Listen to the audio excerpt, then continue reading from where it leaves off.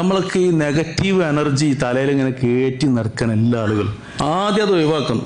Negative energy എന്ന് പറയുന്നത് ഒരു ഉദാഹരണം പറയാം. ഒരാൾക്ക് ഒരു 25 ലക്ഷം റുപ്യ കടമുണ്ട്. അതായിക്കോട്ടെ, അതിന്റെ ചെറുതൊക്കെ ഇപ്പൊ എങ്ങനെയൊക്കെ വീട്ടാൻ 25 ലക്ഷം റുപ്യ കടമുള്ള ഒരാൾക്ക് കുറച്ച് പണിയുണ്ട് അത് വീട്ടാൻ. അപ്പൊ അയാളിങ്ങനെ ചിന്തിക്കുക, പടച്ചോനെ ഞാൻ ഇപ്പൊ എന്താ ചെയ്യുക, ഞാൻ ഇപ്പൊ മരിച്ചപ്പോ എന്തായിരിക്കും കഥ, എൻ്റെ മക്കൾ അനാഥോ, എൻ്റെ ഭാര്യ എങ്ങനെ വീട്ടു ഈ പൈസ, ഞാൻ എന്ത് കാട്ടും, ആരും സഹായിക്കാല്ല, എൻ്റെ പെരയും കൂടിയും വെക്കേണ്ടി വരും ഈ പൈസ വീട്ടണമെങ്കിൽ. അപ്പൊ എൻ്റെ ഭാര്യ പിന്നെ അങ്ങനെ റോട്ടുമൊക്കെ ഇറങ്ങേണ്ടി വരുമല്ലോ, ഓളെ വാപ്പിയും മരിച്ചതുമാണ്, ഒക്കെ ഒരു സ്ഥലമില്ല ഞാൻ ജീവിക്കാൻ, എന്ത് കാട്ടും, എൻ്റെ മക്കൾ എന്താക്കും. ഇതിങ്ങനെ ചിന്തിച്ച് ഉരുകി ഈ മനുഷ്യൻ ജീവിക്കാം. ഇത് നെഗറ്റീവ് എനർജി നിറഞ്ഞു കിടക്കുകയാണ് തലയിൽ. ആ മനുഷ്യൻ ഇതല്ല ചിന്തിക്കേണ്ടത്. 25 ലക്ഷം കടാക്കുന്നതിന്റെ മുമ്പ് ചിന്തിക്കേണ്ടിയിരുന്നു. പോട്ടെ, ഏതായാലും ആയിപ്പോയി. ആയ സ്ഥിതിക്ക് ഇനി 25 ലക്ഷം ഞാൻ എങ്ങനെ വീട്ടണം? ആ മനുഷ്യൻ ചിന്തിക്കേണ്ടത് എന്താണ്? ഇത് വീട്ടാനുള്ള മാർഗം എന്താ? പോസിറ്റീവ് എനർജി കൊണ്ടുവരണം തലേക്ക്.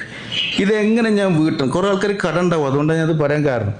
ഇത് വീട്ടാനുള്ള മാർഗം എന്താ? ഞാൻ ഇങ്ങനെ ചിന്തിച്ച് എൻ്റെ ഭാര്യ റോട്ടുമൊക്കെ ഇറങ്ങേണ്ടി വരുമല്ലോ എന്നിങ്ങനെ ചിന്തിച്ചോണ്ട് 25 ലക്ഷം കടം വീടുവോ? ഇല്ല.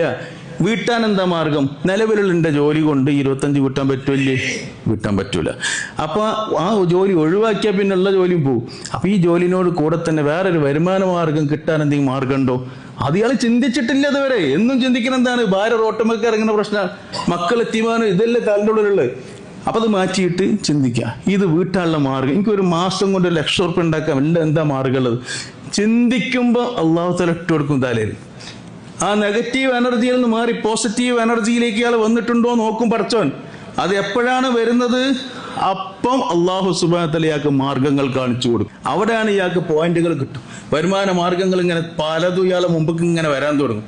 ഇയാൾ മനസ്സുകൊണ്ട് കരുതണം, ഞാൻ 25 വീട്ടിയിട്ട് 25 ലക്ഷം ഞാൻ ഡെപ്പോസിറ്റ് ചെയ്യും. ഞാൻ എന്നിട്ട് എൻ്റെ മക്കൾക്ക് വേണ്ടി മുഴുവൻ ഞാൻ വാങ്ങിക്കൊടുക്കും. കടല് ഞാൻ മരിച്ചാലും അവർക്ക് 25 ലക്ഷം അല്ല, അതിൽ കൂടുതൽ 75 ലക്ഷം ഉണ്ടാവും വാപ്പന്റെ സ്വത്തായിട്ട് മക്കൾക്ക് എന്ന് ഇയാൾ ഇതുവരെ ചിന്തിച്ചിട്ടില്ല. അങ്ങനെ ചിന്തിക്കുമ്പോൾ അള്ളാഹു തആല അത് ഇട്ട് കൊടുക്കും. അങ്ങനെയാണ് അതിന്റെ സിസ്റ്റം.